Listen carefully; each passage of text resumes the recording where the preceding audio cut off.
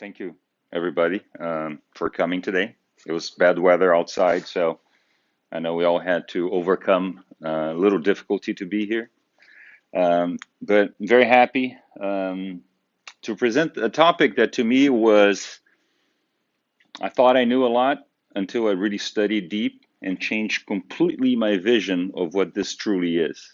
So even the topic of the lecture was completely different when it all began.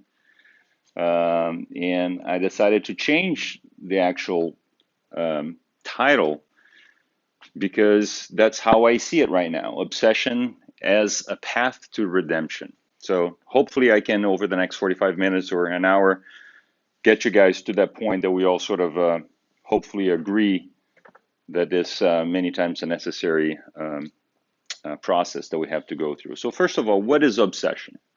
All right. So obsession, based on the description by the Merriam-Webster, is a persistent, disturbing preoccupation that is with an often unreasonable idea or feeling. So something that constantly populates our mind that doesn't go away.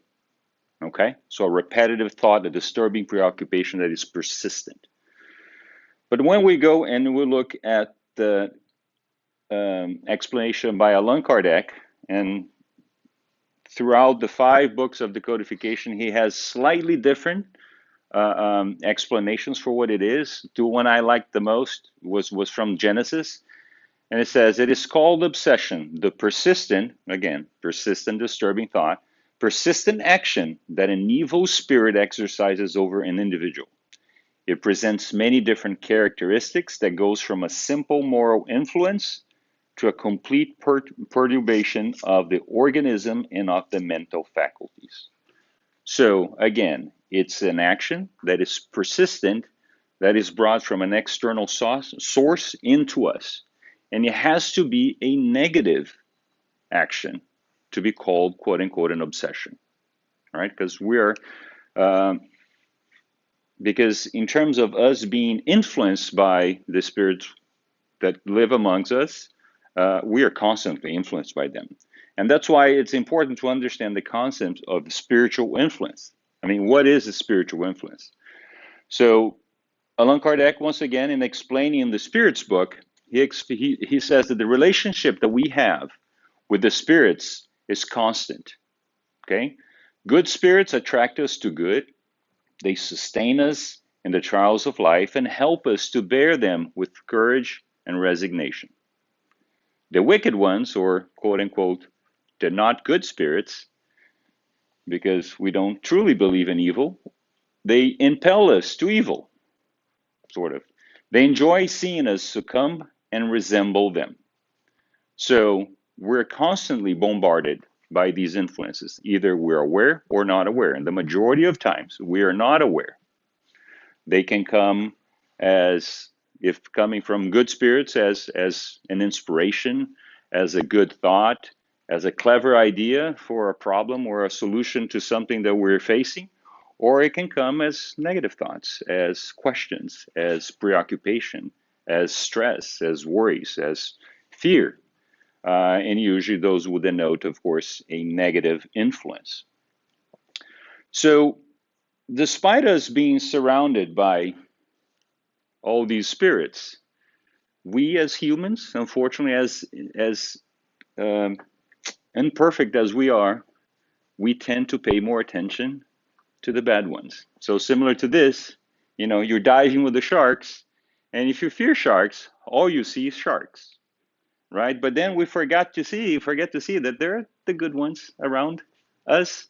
They're trying to get there, but many times we don't give them the opening to help us and overcome that. All we see is sharks, because that's how we attune. So then the question comes, why?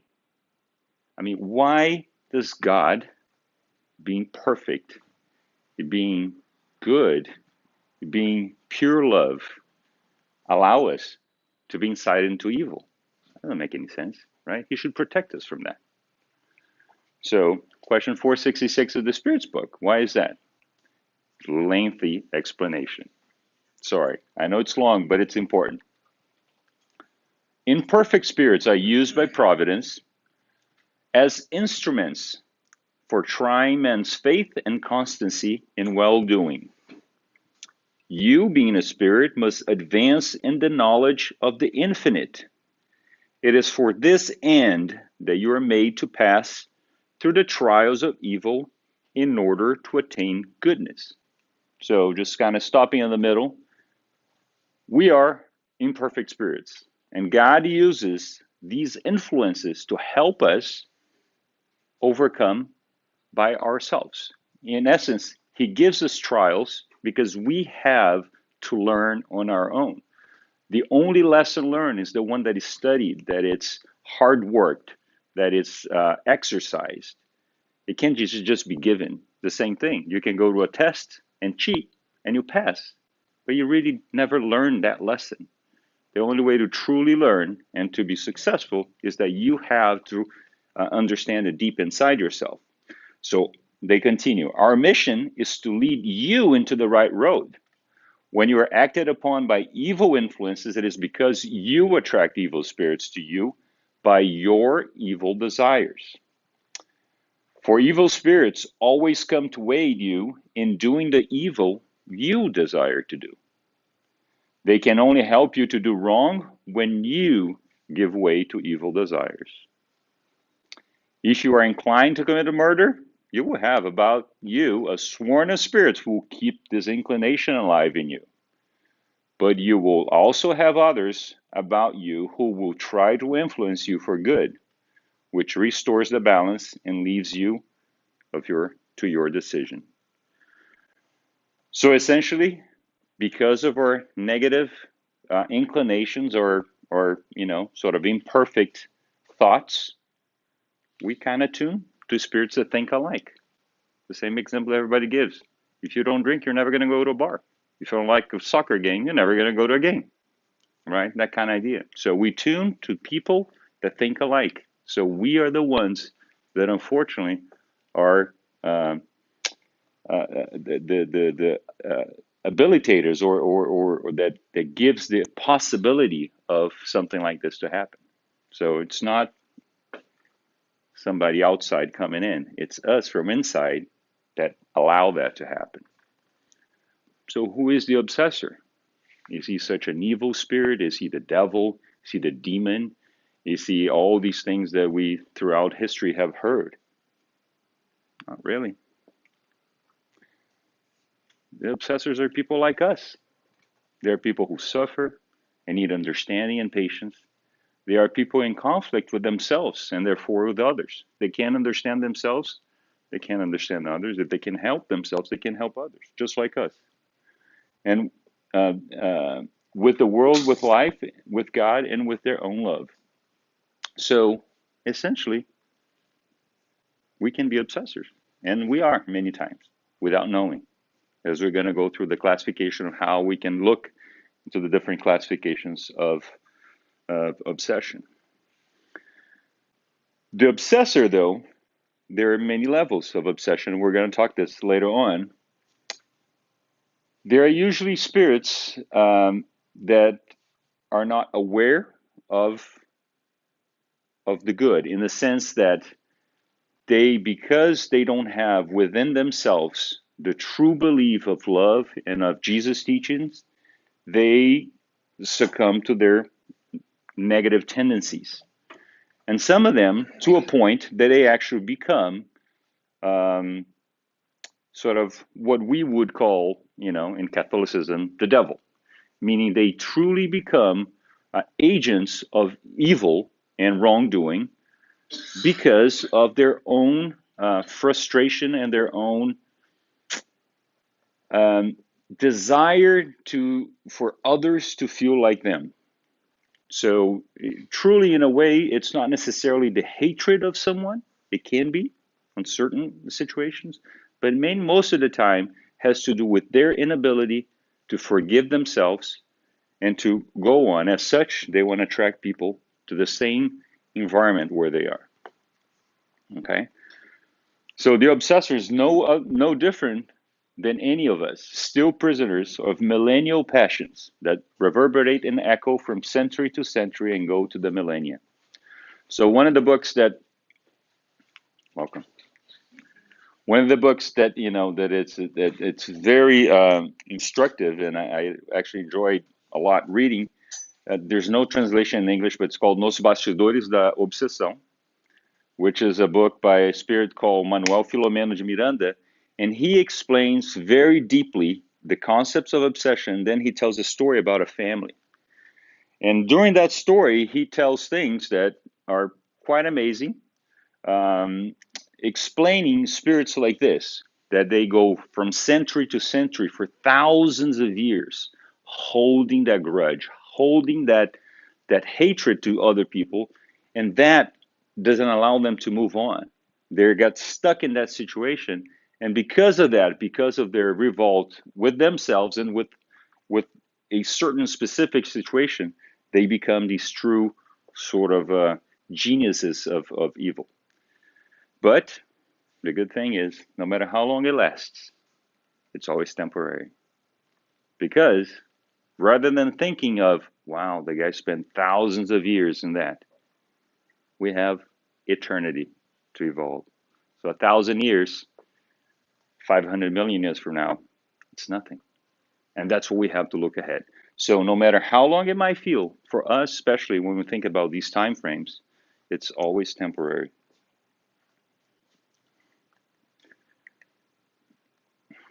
So the spirits who provoke obsessions thus proceed in most cases by revenge for what they suffer in other existences, for they are suffering and wanting others to suffer. So the number one reason why there is obsession is revenge, right? You did something to me. Why?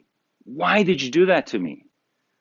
That's, and many times, of course, there are many different stories and there's no norm to this, but the feeling and the sentiment is the same, is that they feel that they were violated inappropriately. And as such, you are, you are my, which is a term I haven't found in English yet, algoz. You are my really perpetrator. You are my, yeah, that's a tough one to translate. Um, you are the person who caused me harm. And as such, I want you to be harmed as well. So it's my revenge that will cause most of the time for me to become an obsessor. And if we think about it, it might seem, oh, no, we're so above that. Think of our daily lives. Little things that might make people, hurt you in some way. It might be small, even if it's for a fraction of a day or hours or a week. When you have that grudge, we nurture that quote unquote hatred. Might not like to accept it, but it's true. And who denies that is just being, false with themselves. Because I'm no angel, and I've had that feeling, and I had to force to overcome that. It's hard because it's very easy to hold into that and just kind of push everything aside. You have to really work and think it out loud. We can't just be let ourselves down.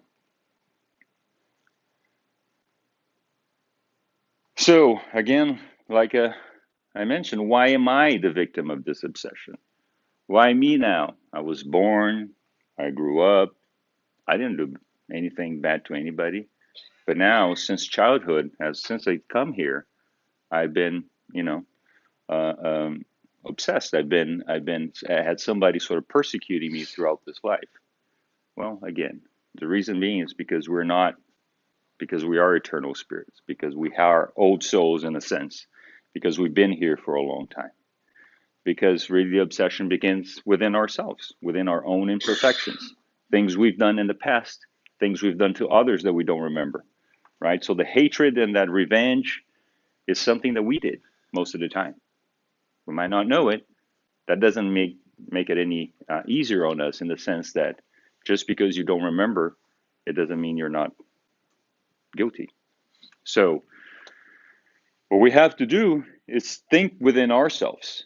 And as Buddha said, which quite a few similarities between Buddhism and Spiritism, all that we are is the result of all that we have thought. So what we think, what we feel, what we do, what we plan is who we are. We can pretend to be something, very easy. We can disguise that. But in the spiritual world, who can, right? In The reason being is why? Probably remember, because what we think, it's not just an ethereal concept in our own minds. It's something that is actually visible, right? Our thoughts, they have forms, they have shapes. So as much as we here in the incarnated world, we can pretend to each other and give a fake smile, a handshake, a hug that doesn't mean anything. We can't really hide our emotions because deep inside, we're feeling that. And if we're feeling that, we're showing it. So in the spiritual world, we can all see it. You can't hide who you are, what you feel. As such, we attract those that think alike, just like we said before. That simple law of attraction, physics. So, and with that becomes the difficult part of overcoming all this, which we're going to eventually get to. Because the only way to overcome is if we truly look inside and change ourselves, right? So that we're not thinking that way. So we're avoiding those thoughts. And negative thoughts and emotions, they actually create areas in our brain, in our mind, in our spiritual mind, that zones in our mental field, allowing the inoculation of the thought of others. So because of our negative, persistent thoughts, we create the ability, not the ability, but we create the weakness in our own system to be influenced by these negative thoughts as well. Which is virulent and acts upon us as if it were a mental malady and consequently inducing the obsessive process. So when you read the stories in this book that I mentioned, Os Bastidores da Obsessão, they actually show it and explain how an obsessed and the obsessor, how they are mingled in this miasma, in this fluid of negativity. And they can actually, they actually start to see and show how it concentrates in certain parts of the brain. Because the brain, as we might remember, is nothing more than the representation of the mind. So the mind and the brain are not the same thing. The mind is the spiritual thought, is the thought of the spirit, is the essence and the individuality of the spirit. So what we think comes from the mind. The brain is the physical interpretation of that. So it's what puts into action the thoughts of the mind. So, and how are they connected? Probably remember the perispirit, right? So there's this three layers in which we are made of. The inner layer being our spirit, so our essence, our thoughts, our feelings, exactly who we are. And then on the outer shell, we have the body, which we are incarnated with. And that in between, we have to have something that transmits the thoughts and the desires of the spirit into the material body. And that medium, or that mediator of that is called the perispirit. So the perispirit is the direct reflection of our physical body. Actually, the other way around. Our physical body is a direct reflection of the perispirit. So any changes in our physical body means changes in our actual perispirit. So these thoughts, they're not causing harm only to the brain, they're actually causing harm to the perispirit, to the mind of the spirit. Okay? So they're very intense processes to overcome and to create and to improve on that. So, okay, so now we have a little better understanding, but what are the things that can cause entries or obsession? So it's very easy to talk about things that are a little more ethereal, but these are things that are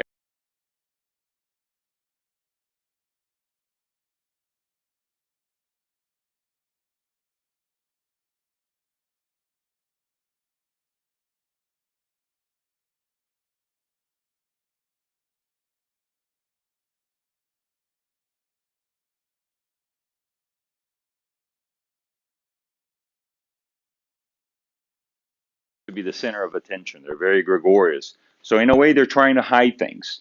And that's also an entry for spirits because most people like that, they are very vain. And vanity is a weakness that we all have that people can actually act on. Nonconformity, like we don't accept how things are. Attachment to money and material goods, meaning you're always here. That's all we think. It's about earth and life on earth. Idle personality, or what some would call laziness. I mean, they're quite a few people like that. Uneducated will, what that means is that anything that I desire, I'll just go ahead and do it, right? So I have no filter really in terms of telling, maybe I shouldn't do that. I'm willing, by some, that's seen as being an adventurer, but in many ways, it makes us do things that we shouldn't do. Absence of self-control, constant irritation, violent character, desire for revenge, envy, jealousy, sexual compulsion. So all those things are potential entryways for obsessors to sort of attach to us and to influence to continue those same feelings, right? So it becomes pretty obvious that in a way we all are sort of divided in half. We always have a good and a bad half. We all do, some more than others and whatever, but that means good energies and bad energies. So if we're able to concentrate all we do and our thoughts and our minds on good energies, we're going to attract good spirits, we're going to achieve health and balance, and we're going to open the doors to goodness and love. On the contrary, if we focus on the bad energies, then we'll attract bad spirits, probably not a good term, or not so evolved spirits. We'll, instead of health and balance, we'll be unbalanced, we'll be sick, and we're going to open the doors to evil and hatred. Okay? So, assuming we are unfortunately weak and we haven't been able to overcome these negative thoughts, what are the possible consequences of an obsession? So, what's a big deal besides me maybe being a little sad or whatever? But actually, quite many things. So, many of the diagnoses of insanity, many patients with mental disorders, they actually are obsessed. Not that the obsession necessarily is the cause of the madness. It can be when it's very severe, but it's the predisposition of the imbalance, of the mental imbalance that allows for that to happen and it aggravates the problem. Suicides. So one of the ways that, our potential obsessors can negatively influence us is say, you kill me or whatever, just simple example. And then I'm going to make you so desperate that you will want to kill yourself. And that's kind of one of the ways they try to push their hate in promoting that person eventually kills themselves. And cause premature discarnation, similar to that, either because of accidents or unthought actions or things like that. Familial imbalance, because if you're not balanced, if you're not well, if your mind doesn't work well, then how do you relate to people? You don't relate to people well, so it's a consequence. So you influence the environment. Or physical diseases. So similar to what was mentioned on the negative thoughts and whatnot, if we think about depression, for example, schizophrenia or whatever. So we know in science that there's an imbalance in chemistry. That imbalance in chemistry is a physical effect of a problem with the mind. So there's two components, because whatever the problem is of the spirit, it translates into the body somehow. And it is a physical effect because we are in the physical presence. So if our mind doesn't work well, our body doesn't work well. So now let's just go a little more into sort of a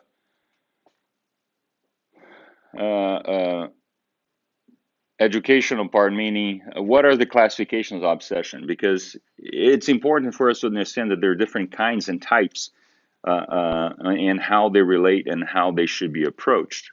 So one way of classifying it is according to action. So the action, as I mentioned before, obsession can be active, meaning I mean to do it.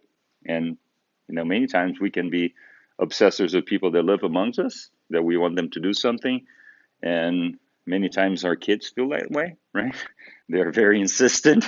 They act like obsessors. You got to do this, dad. They actually ended up winning. Or passive, it can be unconscious. So we might not know, but we're actually causing untoward negative effects on other people. And that's related to what we call fluidic symbiosis, meaning there is a relationship between what we're thinking, what the other person is, and we affect the stability of their mind through the fluidic action of our own thoughts. Another way of classifying is by location, meaning that obsession can be physical or psychic. Well, so essentially what the word means. So physical, the obsessed spirit is able to actually manipulate and cause changes in the physical body somehow, or control the physical body. And we're going to go into that a little further. Or psychic, which can be only over the thoughts, meaning that a obsessor spirit can actually, by constant and persistent action on certain areas, he can cause an actual change in an organ and cause a disease. It can cause a cancer. It can cause many different things, or it can just affect the mind, and the mind itself can cause other disturbances. But he's not acting on an organ. So there is somewhat of a difference. And when you start reading these books that tell stories, it tells you examples of how that can happen, because. For example, here in the center, how is, when we talked about that, spiritual treatment and diseases and things like that. There were previous lectures that I gave about this. But just as a reminder, so the way that spiritual treatment of any kind, be passes, be fluidic water, be what it is, it's some sort of magnetization, right? So we're exchanging energy. It can be from the spirits, it can be from person to person, it can be however. The ability of exchange and magnetize is not only with the superior spirits, not really with good spirits. So evil spirits, quote unquote, or spirits that are not morally developed, they can be intellectually extremely advanced, right? Think of Hitler or whatever examples that we have in history on Earth. So just because they're not necessarily good, it doesn't mean they're not very intelligent and steady. They know how to manipulate these things, so they can. So similar to good spirits that can do this for goodness, they can also do it for bad consequences. Another way to classify this is according to intensity, and this is when we hear the terms of many of you have probably heard the different types of obsession being what we call simple obsession, fascination, and subjugation. And this, of course, going from left to right, being more intense. Subjugation is a term that was created by Spiritism because this is what everybody used to call possessions. So demonic possessions. That's what subjugation actually is. We're going to explain what that is. So simple obsession is something that we are actually probably, it's probably occurring every day in our lives. And there are influences that doesn't change how we think necessarily. And they are minor, but they can, over time, as they're more persistent, intensify. And there are things that causes unbalance on a day-to-day. And it doesn't mean that every unbalance that we have, that every irritation or anxiety that we feel is because of an obsessor, but those can be obsessive symptoms, meaning somebody is just, like, whatever. It might decrease your autoesteem, your self-esteem, saying, you're not good, you're so bad to your parents, and make you feel sad, something like that. So those constant thoughts that are introduced in your head can cause these symptoms like irritation, jealousy, anxiety, feeling of persecution, arrogance, extreme vanity, idiopathic diseases. So many of these diseases, idiopathic is a term that means a disease of unknown cause. And they're well described in medicine. They're not, they're truly, but they're diseases that we don't have a cause, meaning that science has not identified a reason for them, and many of them have its origin on the imbalance of the mind and possibly some processes of simple obsession. To the next level, then we're talking about fascination. Fascination is when very intelligent and articulate, quote unquote, evil spirits are able to actually change our perception of reality. They actually are very good in disguising themselves and makes us believe that everything that we're thinking is true. How can that be? For example, a simple example that I read in one of the books, because it made me, the difference between, sort of simple and fascination would be, the spirit tells you 2 + 2 = 5, right? In simple fascination, you might go, does 2 + 2 = 5? Makes you question something that you probably know. Nah, it's not. And fascination is, oh yeah, 2 + 2 is 5. It's you lose your ability to judge, and exactly how it's done. Of course, it's very complicated, but it's the ability that they have to really influence our thoughts on a day-to-day basis. And they usually, of course, will try to augment anything that is negative in our personality. Vanity, specifically, is one of them. It leads them to ridiculous and dangerous situations because you lose your common sense of bad and good many times. And on the last and most dramatic way, subjugation or quote unquote possession, the spirit acts directly on the thought and subtly takes possession of the mind. So the spirit is actually able to completely control that person, be it thoughts and speech, actions, or actions, corporeal. So it can be subdivided into mental, meaning moral behavior and ideas, complete change in critical sense and discernment. So similar to obsession, but in a more extreme way, or corporeal, in which he actually takes control of the body itself. So when we see movies, Exorcist and things like that, that in theoretically that's what we're talking about. That's that temporary domination of the organism, of the physical body, and of the mind. And then another way to look at it is by type. So again, like mentioned before, we're always thinking that it's always a spirit affecting one of us, but it can be spirit to spirit, and can be incarnate to incarnate, or it can be what we call self-obsession, right? We can be our own obsessors based on how our thoughts are.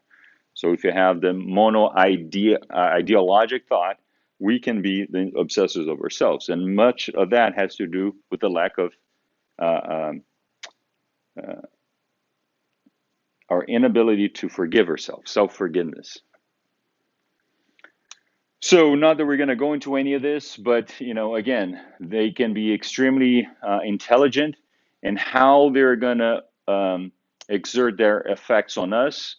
There are many different techniques, and they're described in different books if anybody's ever interested.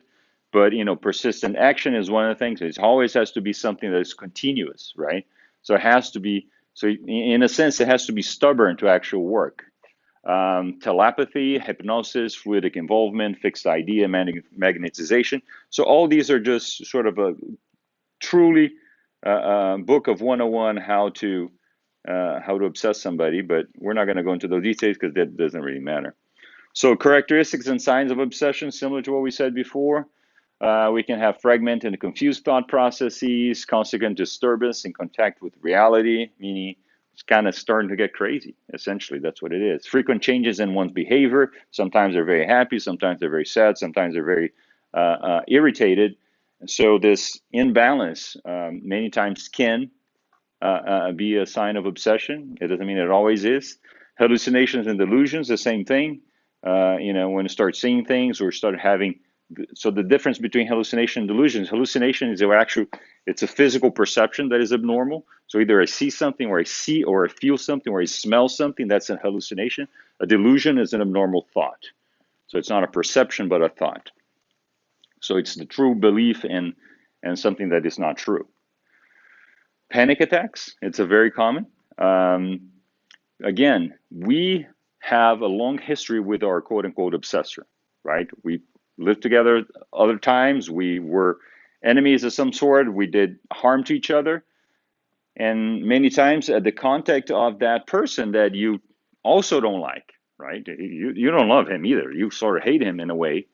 It causes panic. So you panic, you try to run away. And that sensation of a constant, and this is something that is actually growing, similar to what Haroldo said in his lecture last weekend, because mental diseases are growing, and that's a reflection of what was the term that he used? It was of the days that we're in, and we're actually getting to the limit of our ability to handle the things that work around us, the crazy fast life and the obligations and the things, and so we're getting to the brink of that moment that either we're going to be able to overcome or not. And if we don't, that's when mental diseases starts.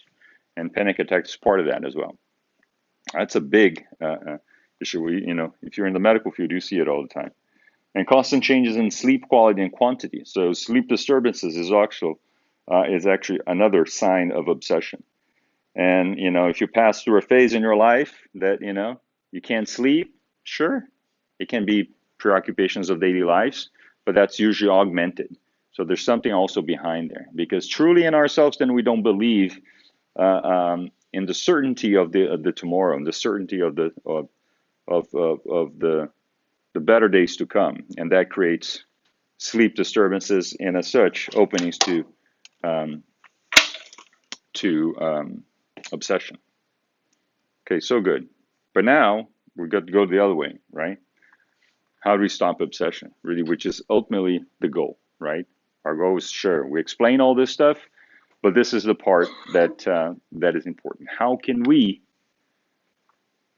first not be an obsessor of someone? And how can we, if we are, how can we redeem ourselves? How can we improve? How can we overcome that? So if we all watch movies, that'd be exorcism, right? Just get a priest and put a cross us and make some prayers, and everything's going to be fine. So exorcism, actually, if you look historically, has a base on things that happen in the Bible. So exorcism per se occurred many times, and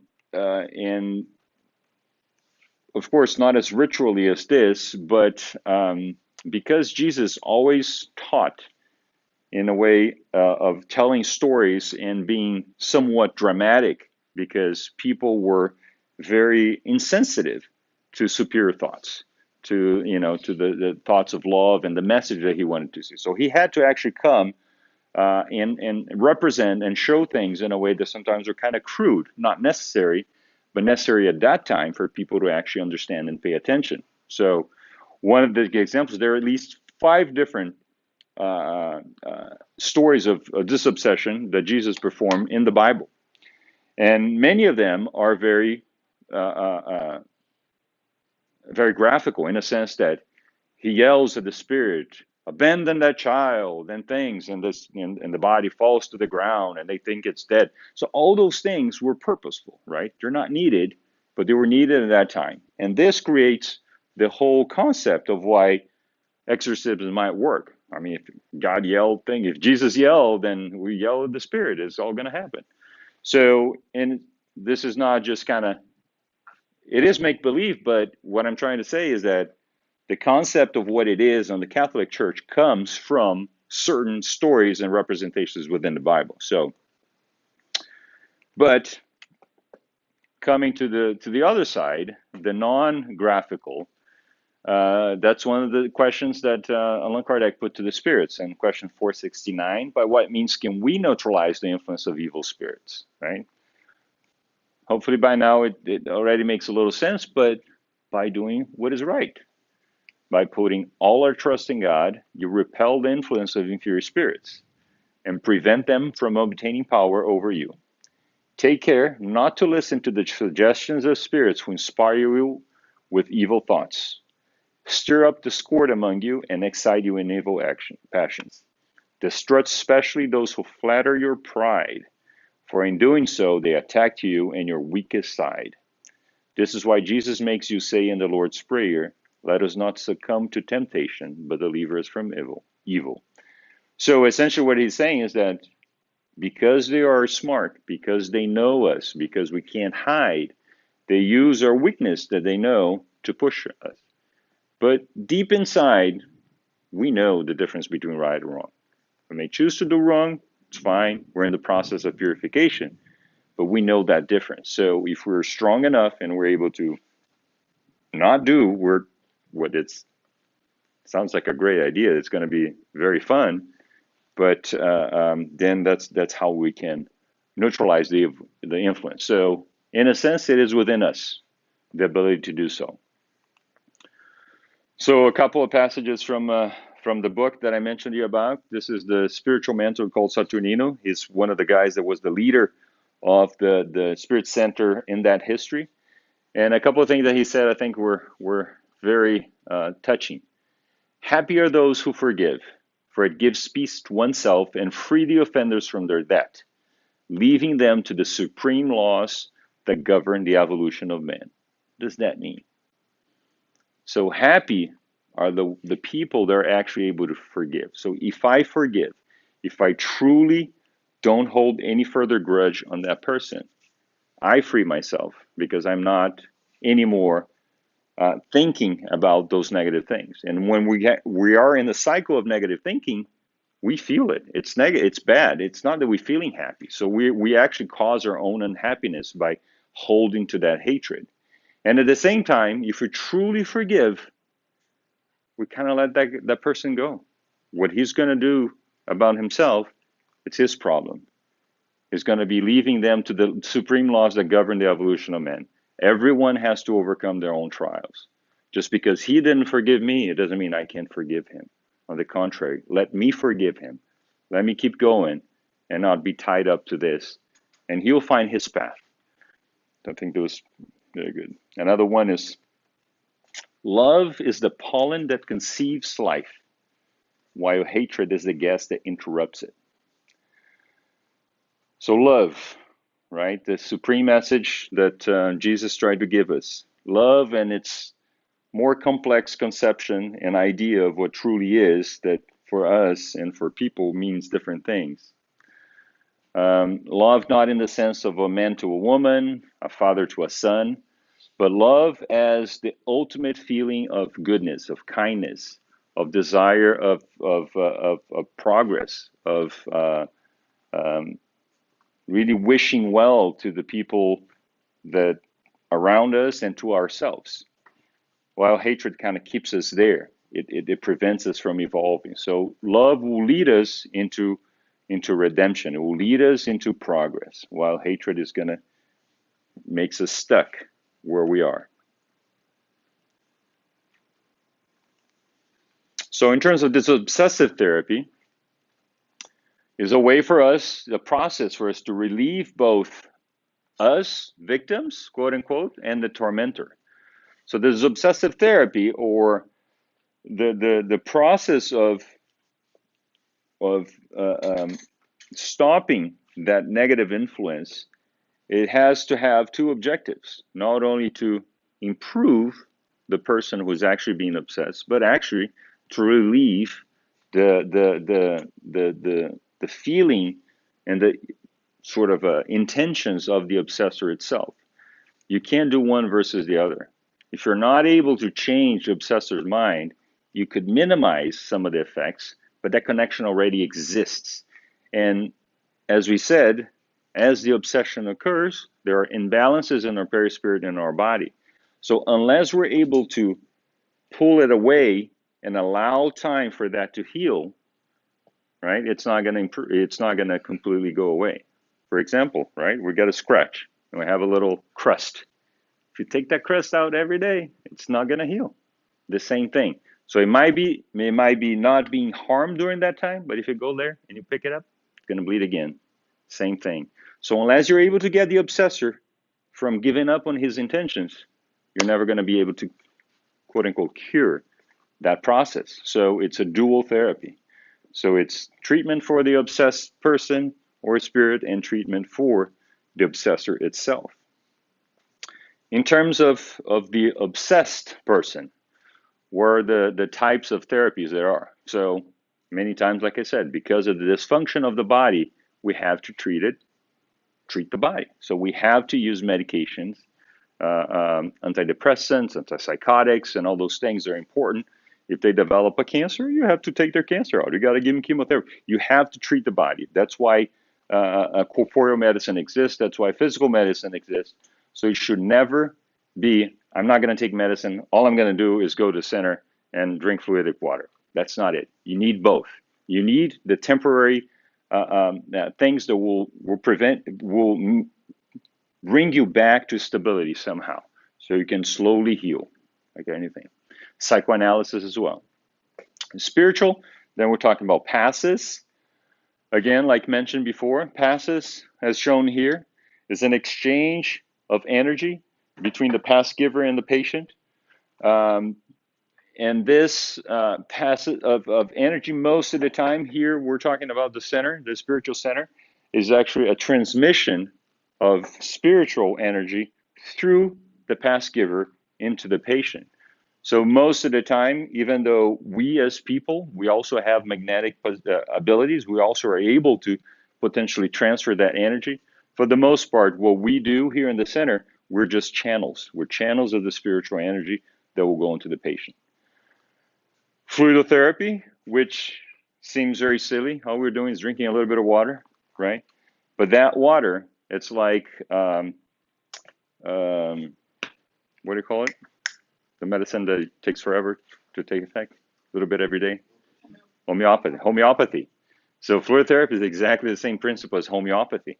You're giving small amounts of fluid or actually magnetized water that will slowly act on the imbalances of the body, of the soul, and it will have a prolonged but slow effect. And medium successions. Why is medium succession important? What is medium succession, right? So it's when, as part of a center, our role is not only to help, right, the incarnated spirits, but also the discarnated spirits. And why is if somebody is quote unquote dead or is out of a physical body, what does he have to come to the center? Well, most of the time it's because they're just like us. They are so still sort of with a veil in their eyes, and they're unable to really see the reality of the spiritual life, and they're so attached to earth that they actually need us, people, to talk to them, to help them, to make them understand and open their eyes. So dominated succession is important because that's when you're treating the actual aggressor, so the obsessor itself. That's why you have to educate them, you have to treat them. And the presence of the family and the action of the family is very important. Parents, friends, giving the support, giving the love. Because at the end, if we receive love, it helps us stabilize ourselves.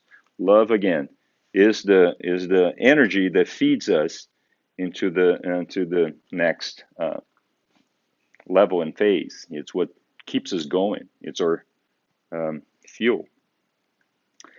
But at the same time, we have to do something for ourselves as the obsessed, right? You have to create the propensity, the ability for you to heal. So you have to go through this process of self-disobsession. The obsessed is invited to a righteous thought. So you have to want to do it. You have to take the comfort, the commitment that you're going to try to think right, balance your emotions, meditate. You're going to work. You're going to work on your vices, and you're going to and everything that causes emotional instability. Most people know what leads them into despair, what leads them into imbalance. We have to avoid that. Same thing, for example, with addictions. If you know you're going to have that cup of coffee, you're going to want to smoke the cigarette, don't drink that cup of coffee. That's the only way you can do it, because we're weak. We're going to eventually fail. The same thing in our lives. If we know that, if I, maybe have that one drink that make me want to have five, don't take that first one. Whatever it might be. I mean, these are simple examples, but efforts in one's own moral transformation. So essentially, we have to transform ourselves. We need help. We need help from us from outside. We need help in terms of medications and stabilization of the physical body. We need psychoanalysis and working our mind and our thought process. We do need passes. We need fluidic water, and we do need somebody that will help our obsessor. But we have to help ourselves. So it's a multi-step process, right? So there's no easy way out. So in the practice of Spiritism, so how can we not fall into obsession is, by working on this obsessive prophylaxis, meaning avoiding the need for it by prayer. And prayer is the number one thing that it's mentioned as what we can do to help ourselves. And people think, my personal concept of prayer has changed significantly over time. And I think many times it takes time for you to understand what it truly does, right? Because every night we sit with the kids, okay, let's pray before you go to bed. They're going through emotion, right? They go through a process. Most of the time, they're just saying the things, and it becomes a sort of a mechanical thing. one might say, oh, that's useless. No, it's not useless, right? Because it's creating the habit. One day, hopefully, you'll get to the point that you'll understand what it truly means. But even for me as an adult, and over the past few years, is you can notice once you're able to really calm yourself and concentrate and connect, the feeling that you get from that connection that is real, I mean, it's quite amazing, and it helps you into feel and to see that moment specifically in a completely different way. So whatever big problem you think, if you're truly able to concentrate and relax yourself, it gives you a different perspective. All the problems are not as bad as they seem, because again, it's our mental ideation, it's our persistent mono-ideal thought that causes the distress of many things in our lives, because we can't stop thinking about it. If for a second we're able to stop and clear the mind, you get a different perspective, it helps you overcome. So during that moment of prayer is when we actually receive the influence of our mentors, of Jesus, of his messengers and his missionaries. So we have to have that connection. So even Jesus, right? He would go to the mountain and pray on his own before he came and taught. Him, right? The governor of the earth, the guy who's the most evolved spirit we've ever heard. He had to have his moment of prayer so he could get, again, in tune with himself and with stability. So the gospel in the home is something that's very important for those who don't know. So o evangelho do lar, what it is creating a routine within your own family, within your weekly busyness, right? Because we're all busy. We all have something to do. But it's taking some time. It can be as short as 15, 20, 30 minutes, once a week, that you are able to sit everybody together, read a passage of whatever book you desire, pray together, talk about something, talk about higher moral principles, talk about things that are that we believe are the things that we're going to, again, push us and sustain us through life. And what that causes is during that moment, you create harmony within that.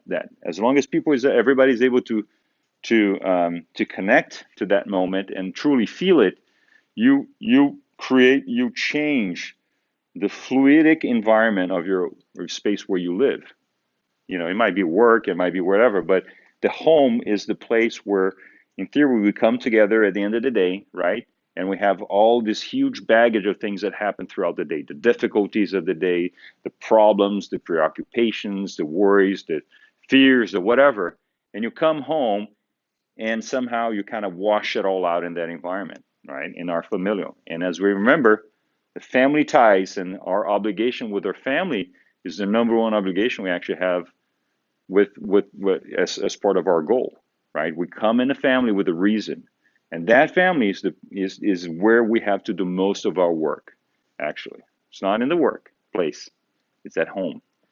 And we always, many times, we push the family problems or the family obligations aside because we're too busy on the other things. But unfortunately, that's part of life. But this is priority.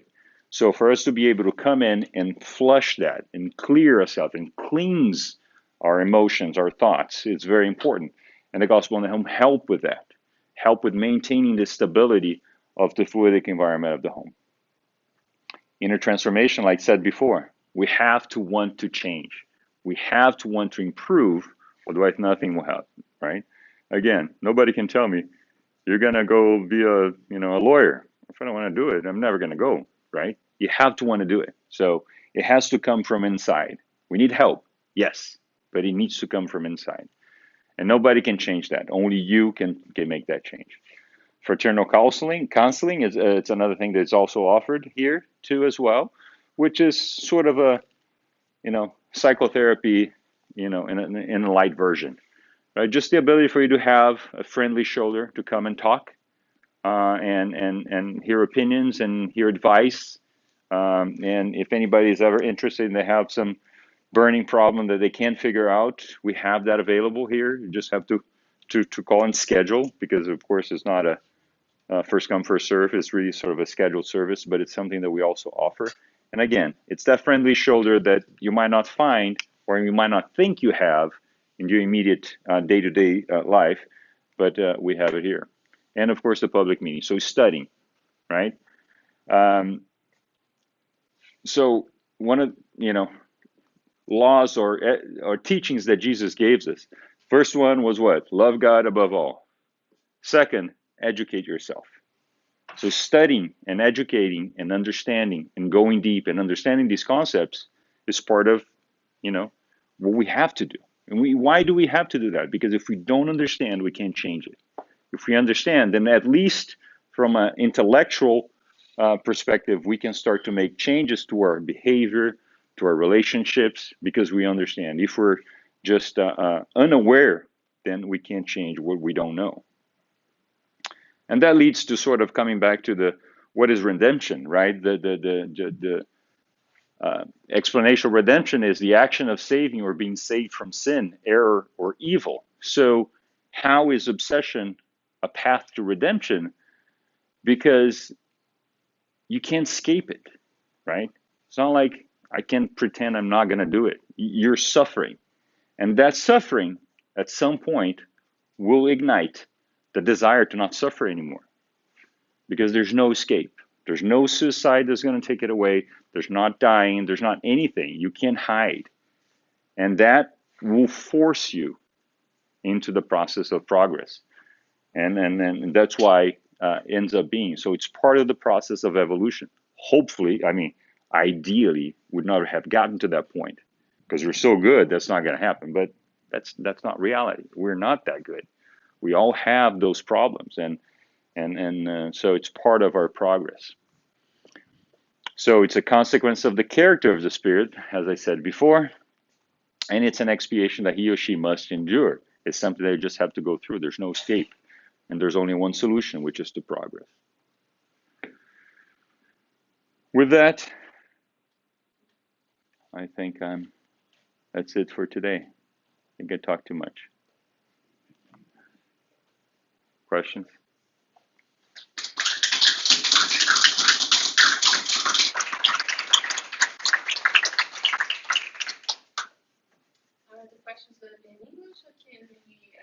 What, everyone? Yeah, we usually don't record the questions, so yeah.